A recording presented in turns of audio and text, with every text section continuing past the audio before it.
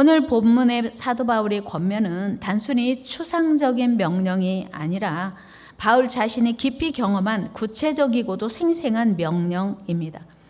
사도 바울은 로마서 7장에서 자신 내면 깊숙이에서 싸우는 두 법이 있다, 그렇게 고백합니다. 우리 로마서 7장 21절 말씀 같이 읽겠습니다. 시작. 그러므로 내가 한 법을 깨달았노니 곧 선을 행하기 원하는 나에게 악이 함께 있는 것이로다. 아멘. 바울은 예수 그리스도의 십자가를 따라가는 성도로서 자기 내면의 갈등을 잘 느낀 거예요. 본 거예요. 우리는 사실은 우리 안에 이런 갈등이 있음에도 불구하고 잘 느끼지 못할 때가 많거든요. 그런데 바울은 자기 마음에 두 가지의 본능이 싸우고 있다고 고백해요. 그러니까 하나는 하나님의 법을 따르고자 하는 선, 세상의 도덕적이고 윤리적인 차원을 벗어나는 하나님의 선, 하나님이 원하시는 그 선을 추구하고자 하는 하나 마음과, 또 하나는 본능적으로 악함이 내재되어 있음을 인식하고 그 두 법이 서로 싸우고 있다고 하는 것을 고백하는 거예요. 그러니까 하나님의 은혜를 통해서 거듭난 속사람은 하나님의 신령한 은혜를 사모하고 끝없이 그 은혜를 향해 나아간다고 하는 것이에요. 22절 같이 읽어요. 시작. 내 속 사람으로는 하나님의 법을 즐거워하되. 분명히 하나님의 사람인 바울이 하나님을 사랑하고 하나님께 순종하고자 하는 열정이 자기 안에 있는 것을 발견한 거예요. 그런데 그 법과 다르게 반대로 하나님의 법에 반하는 법이 또 있음을 그는 깨닫고 탄식하고 있는 거예요. 그래서 하나님께로 나아가고자 하는 그런 열정과 그 신령한 마음을, 위의 것을 사모하는 마음을 끌어내린다고 하는 거예요. 23절 말씀 같이 읽어요. 시작. 내 지체 속에서 한 다른 법이 내 마음의 법과 싸워 내 지체 속에 있는 죄의 법으로 나를 사로잡는 것을 보는도다. 아멘. 바울 안에 있는 두 마음 인정하십니까? 분명히 하나님의 뜻대로 살고자 하는 마음도 있는데 하나님의 법을 떠나 죄의 법을 따르고 싶은 두 마음이 싸운다고 하는 거예요. 어떻습니까, 여러분? 사도 바울의 고민과 내적 갈등이 오늘 우리와는 전혀 상관없는 일입니까? 그렇지 않습니다. 사도 바울이 겪었던 갈등과 내적 고민은 누구나 삶 속에서 경험하는 것들입니다. 그러므로 이 고민과 갈등들을 해결하지 않은 채 살아간다면 우리를 하나님의 사람으로 살지 못하게 하는 욕심과 탐심이 천국 백성으로 살아가려는 우리의 발목을 잡아 끄는 장애물이 된다고 하는 거예요. 그 일례로 예수님 앞에 나온 한 청년이 성경에 부자 청년이라고 그를 지목하고 있습니다. 부자 청년이라고 수식된 이 젊은이가 예수님 앞에 나와서 어떻게 하여야 영생을 얻으리까? 그때 예수님 말씀이 무엇이었습니까? 예수님께서 네가 율법을 다 지켜. 그러니까 선생님 제가 다 지켰습니다. 그러면 네가 한 가지 부족한 것이 있는데 네가 가진 재물을 다 팔아서 가난한 자들에게 주라. 그리고 나를 따르라는 것이었어요. 우리 마태복음 19장으로 가봅니다. 같이 읽어요. 시작. 예수께서 이르시되 네가 온전하고자 할진대 가서 네 소유를 팔아 가난한 자들에게 주라. 그리하면 하늘에서 보화가 네게 있으리라. 그리고 와서 나를 따르라 하시니 그 청년이 재물이 많으므로 이 말씀을 듣고 근심하며 가니라. 아멘. 여러분, 이 청년의 고민이 무엇이었습니까? 영생을 얻는 것이었어요. 천국 백성으로 사는 것이었어요. 그런데 예수님께 나와서 고민을 말씀드렸더니 예수님께서 하신 말씀이 너 재물이 너무 많아. 이거 팔아 가난한 자들에게 주고 나를 따르라는 것이었어요. 이 청년의 선택이 무엇이었습니까? 이 청년은 재물을 팔고 예수님을 따르는 선택이 아니라 예수님을 버리고 재물을 선택했습니다. 이 청년의 갈망은 분명히 천국 영생에 대한 것이었습니다. 그러나 이 청년은 결국 예수님 말씀에 순종하지 못했습니다. 무엇이 문제였습니까? 오늘날 많은 사람들이 주님을 제대로 믿고 따르지 못하는 이유가 무엇입니까? 그것은 바로 물질이 주는 힘, 물질이 주는 유익 때문입니다. 세상이 주는 즐거움, 세상이 주는 유익 때문에 예수님을 제대로 믿지 못하는 것입니다. 우리가 신앙생활하는 중에 갈등하고 고민하는 요소가 여러 가지가 있을 수 있습니다. 그러나 가장 심각하고 예민한 요소는 바로 물질 문제예요. 세상의 즐거움, 쾌락 문제입니다. 우리가 위의 것을 찾으라는 하나님의 말씀을 분명히 기억함에도 불구하고 늘 갈등하고 고민하는 이유는 바로 위의 것은 눈에 보이지 않기 때문이에요. 그리고 위의 것은 우리가 추구해도 별로 우리 삶에 도움이 되지 않는 것 같아요. 그리고 당장 어떤 효과도 나타나지 않는 것 같기 때문이에요. 그러나 땅의 것, 즉 물질은 우리 눈으로 확인할 수 있고 당장 유익이 되고 도움이 되기 때문입니다. 그러나 여러분, 바울의 말을 빌리면 보이는 것은 잠깐이요, 보이지 않는 것은 영원하다 했습니다. 우리 고린도후서 4장 18절 말씀 읽습니다. 시작. 우리가 주목하는 것은 보이는 것이 아니요 보이지 않는 것이니 보이는 것은 잠깐이요 보이지 않는 것은 영원함이라. 아멘. 신기하죠? 우리는 보이는 것에 집중해요. 보이는 게 훨씬 중요하거든요. 그런데 바울은요, 보이지 않는 게 더 중요하대요. 그래서 보이지 않는 것에 주목하라는 거예요. 우리 옆 사람과 인사합니다. 우리 보이는 것 말고 보이지 않는 것에 주목합시다. 믿습니까? 여러분, 아브라함과 조카 롯이 함께 거주했었죠. 그런데 소유가 많다 보니까 함께 살 수가 없었어요. 그 당시에는 목축업을 했기 때문에 요즘처럼 요즘은 건초도 수입한다고 하더라고요. 그런데 그 당시에는 풀을 먹여 키워야 하는 그 많은 가축들이 한 공간에서 지내기에는 한계가 있는 거예요. 그래서 아브라함이 제안합니다. 네가 좌하면 내가 우하고 네가 우하면 내가 좌하리라. 그때 롯의 선택의 기준이 무엇이었죠?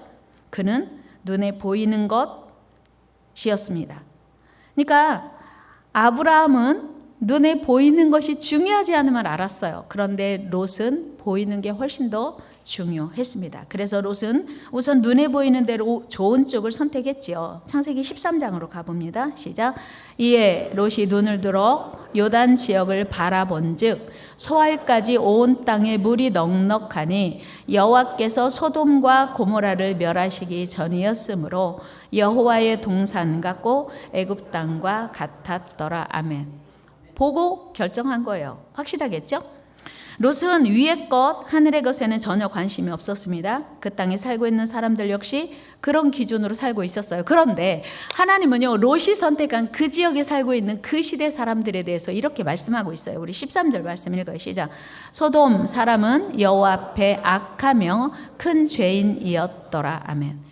보세요. 롯은 자기 눈에 보이는 기준으로 그 땅을 선택했는데 하나님은 그 땅을 어떻게 평가하셨냐면 하나님 앞에 악하였다라고 하는 거예요. 여러분, 오늘 우리가 말하는 거, 생각하는 거, 행동하는 것 하나님의 기준으로 하시기를 축복합니다. 분명히 눈으로 보고 좋은 거 선택했는데 멸망이었어요. 창세기 19장으로 가봅니다. 시작. 여호와께서 하늘 곧 여호와께로부터 유황과 불을 소돔과 고모라에 비같이 내리사 그 성들과 온 들과 성에 거주하는 모든 백성과 땅에 난 것을 다 엎어 멸하셨더라. 아멘. 그 아름다운 땅 에덴 동산과 같았던 롯이 보기에 분명히 살기 좋은 땅을 하나님은 불과 유황으로 엎으셨다고 성경은 말씀하고 있습니다. 그렇다면 여러분, 오늘 우리의 관심, 우리의 선택의 기준은 무엇이어야 할까요? 하늘에 신령한 것입니까? 썩어 없어질 땅의 것입니까? 물론 우리가 땅에 발을 딛고 사는 동안 땅의 것은 결코 무시할 수도 외면할 수도 없는 것입니다. 너무 중요합니다. 그러나 우리의 우선순위는 언제나 하늘에 신령한 것이어야 합니다. 여러분, 아담과 하와가 그 아름다운 에덴에서 왜 추방당했나요? 우리 하나님께서는 그들이 살아가기에 필요한 모든 것을 다 갖춰서 에덴에 두셨습니다. 실제로 그들은 전혀 부족함 없이 살고 있었어요. 여러분, 에덴 동산에서 아담과 하와가 뭐가 부족했나요? 아니요. 아무것도 부족하지 않았어요. 그런데 하나님께서 다만 선악과 먹으면 안 돼 하고 금하신 거예요. 이유는 너희가 에덴에서 마음껏 누리고 살되 주인은 아니야. 에덴의 주인은 나다. 그런 말씀인 거예요. 그러니까 하나님께서 우리에게 많은 걸 주셨어도 내 마음대로 할 수 없는 것은, 우리가 하나님 나라 시민으로 살 수밖에 없는 것은 내가 주인이 아니기 때문이에요. 내가 내 인생의 주인이 아니고 하나님이 우리 삶의 주인이시요 하나님이 우리 삶의 왕이시기 때문에 하나님 말씀에 순종하고 살아야 돼요. 그런데 아담과 하와가 하나님이 말씀하신 그 선악과를 쳐다보지도 않고 만지지도 않고 하나님 말씀대로 순종하며 살았어요. 그런데 문제는 어느 날 뱀이 신방을 온 거예요. 초대하지 않은 신방을 뱀이 온 거예요. 여러분, 하나님이 금하신 선악과에 대해서 뱀이 하와에게 이제 도전합니다. 야, 하나님이 먹지 말래? 응. 먹으면 왜 안 되는데? 먹으면 죽을 수도 있대. 아니요. 하나님은 반드시 죽는다고 하셨거든요. 그랬더니 뱀이 하는 말, 안 죽어. 오히려 하나님처럼 돼. 너희가 하나님처럼 눈이 밝아져. 그래서 하나님이 너희가 하나님처럼 될까 봐 못 먹게 하는 거야. 이렇게 유혹하죠. 하와의 마음속에 욕심, 탐심을 그 순간 불어 넣은 겁니다. 여러분, 뱀의 말을 들은 하와가 선악과를 바라보니 갑자기 선악과가 너무 먹음직스러운 거예요. 보암직스러운 거예요. 그것만 먹으면 지혜롭게 될 만큼 탐스럽게 보였습니다. 이게 문제인 거예요. 여러분, 보이는 것이 다가 아님에도 불구하고 하나님이 분명히 먹지 말라고 금하셨음에도 불구하고 그들은 자기 눈으로 확인했는데 괜찮을 것 같은 거예요. 여러분, 사람은요 속는 게 있어요. 그게 뭐냐면 하면 안 돼. 하나님이 분명히 금하셨는데도 내가 눈으로 보고 확인한다면 내가 봤거든, 내가 확인했거든, 괜찮더라고, 괜찮아 보이더라고. 이렇게 자기가 보고 경험한 것들을 더 신뢰하는 경향이 있습니다. 여러분, 우리 속지 맙시다. 같이 해요. 보이는 것이 다가 아닙니다. 그래요. 아담과 하와는요 하나님 말씀보다 자기들의 경험을 더 믿고 의지했습니다. 그 결과 자기의 경험을 믿고 선택한 결과 하나님 말씀에 불순종하게 되었고 그 아름다운 에덴에서 영원히 추방당하고 말았습니다. 여러분, 얼마나 안타까운 일입니까? 우리는 보통 내 눈으로 똑똑히 보았다니까, 내 손으로 만져봤다니까, 틀림없어, 이런 말을 자신 있게 해요. 그러나 우리가 조금만 더 깊이 생각해 보면 내 경험이 얼마나 일천한 것인지, 내 능력이 얼마나 하찮은 것인지를 인정할 수밖에 없습니다. 그러니까 우리 인간의 경험이나 능력은 그야말로 믿을 것이 결코 못됨을 우리는 인정해야 합니다. 여러분, 지금 이 시대는 첨단 과학이 발달하고 AI가 인간 이상의 지능을 발휘하고 있습니다. 그러나 여전히 우리 하나님만 온 세상의 왕이신 줄 믿습니다. AI를 상당히 두려워해요. 앞으로 AI가 우리의 일자리를 이제 독점할 거다라는 이야기들을 여러분 많이 듣지요. 그러나 여러분, 온 세상은 여전히 하나님이 주인이시고 왕이심을 믿습니다. 하나님이 우리의 생명의 주인이심을 믿습니다. 우리가 세상의 것, 땅의 것에 매몰되어서 하늘의 것, 신령한 것, 영원한 것을 놓치고 포기한다면 우리는 그야말로 미련하고 어리석은 인생을 사는 것이 되고 말 것입니다. 여러분, 보이는 것에 속지 맙시다. 보이는 것에 속지 맙시다. 모세는 40세에 애굽의 왕자로 부와 명예와 권력과 젊음과 패기, 지식 등 그 어느 것 하나 부족하지 않았습니다. 그러나 그가 모든 것을 다 할 수 있다고 자부했을 때 아무것도 하지 못했습니다. 그는 무능한 살인자가 되고 도망자가 될 뿐이었습니다. 이때 모세의 시선이 무엇이었습니까? 그는 40세에 자기가 무엇이든 다 할 수 있다고 확신했을 때 그의 시선은 주위를 살피는 것이었어요. 하늘을 결코 바라보지 못했습니다. 우리 출애굽기 2장 12절 말씀 같이 읽으시죠. 좌우를 살펴 사람이 없음을 보고 그 애굽 사람을 쳐 죽여 모래 속에 감추니라. 아멘. 40살 된 모세는 의기양양한 패기 충만한 모세는 주위를 살폈어요. 사람을 살폈다는 거예요. 하늘의 하나님을 인식하지 못하고 살았던 거예요. 그때 모세는 아무것도 할 수 없었습니다. 그런데 80세가 된 모세는 스스로 아무것도 할 수 없다고, 스스로 아무것도 아니라고 무능함을 고백하는 그 80세에 오히려 하나님께서 그에게 이스라엘 민족을 애굽에서 구원해내는 위대한 사명을 주십니다. 여러분, 오늘 여러분은 주위를 살피고 있습니까? 하늘의 하나님을 살피고 있습니까?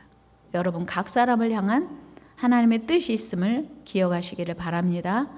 사람보다 환경보다 더 중요한 게 하나님의 시선, 하나님의 계획인 줄로 믿습니다. 여러분, 우리는 사람의 시선을 의식하고 환경을 훨씬 더 소중히 여겨요. 그러나 하나님은 지금도 일하고 계십니다. 하나님은 지금도 우리의 생사화복을 주장하고 계시는 거 믿으시기 바랍니다. 오늘 본문 5절에서 우리 안에 있는 욕심, 탐심, 정욕을 죽이라. 그렇지 않는 것은 우상숭배라고 했습니다. 왜요? 이 모든 것들이 하나님보다 우위에 있기 때문입니다. 이 모든 것들을 마음에 품고 있는 한 하나님만 사랑하고 섬길 수가 없기 때문입니다. 요즘 우리의 갈망 무엇입니까? 요즘 여러분 안에 무엇이 부족하십니까? 우리 안에 참 만족과 행복이 없는 이유 무엇이 부족해서입니까? 여러분, 무엇이 지금보다 조금 더 있으면 행복할 수 있다고 생각하십니까? 사실 생각해 보면요, 우리 안에 참 만족과 행복이 없는 이유는 무엇이 부족해서가 아니라는 사실이에요. 무엇인가 부족해서 기쁨이 없고 만족이 없고 행복이 없는 게 아니고 우리 안에 더 많이 가지고자 하는 욕심 때문에 우리는 행복하지 못한 것입니다. 나그네의 짐은 가볍다라는 말이 있습니다. 천성을 향해 가는 우리 모든 성도들은 모두 나그네입니다. 여러분, 인정하기 싫어도 우리는 지금 천성을 향해 가는, 또 우리의 죽음을 향해 가는 나그네입니다. 이 땅이 영원히 살 곳이 아니라는 말입니다. 그러므로 우리도 이 땅의 짐을 되도록 가볍게 하고 천국을 향해 나아가시기를 바랍니다. 우리를 날마다 하나님에게서 멀어지게 하는 세상의 유혹과 욕심을 다 내려놓고 하나님께서 베풀어 주신 은혜를 기억하며 기뻐하고 감사하는 저와 여러분 되시기를 축복합니다. 보이는 것이 많아진다고 행복해지는 게 아닙니다. 여러분 생각에 지금 사는 집보다 조금 더 넓은 집으로 이사하면 행복할 것 같은 그런 마음이 아마 있는 분 계실 거예요. 지금 타는 차보다 조금 더 크고 좋은 차를 탄다면 아마 행복해질 거야 라고 생각하는 분도 계실지 모르겠습니다. 그러나 사실은 우리의 기대가 채워진다고 해도 영원히 우리가 행복해질 수는 없습니다. 보이는 것이 많아진다고 행복해지는 것이 아니라 우리가 하나님께 이미 받은 은혜를 생각할 때 우리는 감사할 수 있고 행복해질 수 있습니다. 제가 지난 금요일 날 하루 금식을 했습니다. 여러 가지 기도 제목이 있어서 하나님께 정말 간절한 마음으로 금식하며 기도했습니다. 하나님이 아니면 해결할 수 없는 그런 간절한 문제여서 정말 가난한 마음으로, 간절한 마음으로 하나님의 은혜를 갈망하며 기도했습니다. 오늘 아침에 제가 기도한 여러 가지 중에 첫 번째 응답이 왔습니다. 제가 그 전화를 받고 아침에 역시 우리 하나님은 위대하시구나.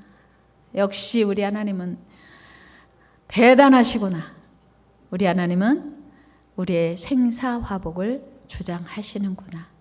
그래서 제 안에 나도 모르게 여호와는 위대하며 뭐가 많아요?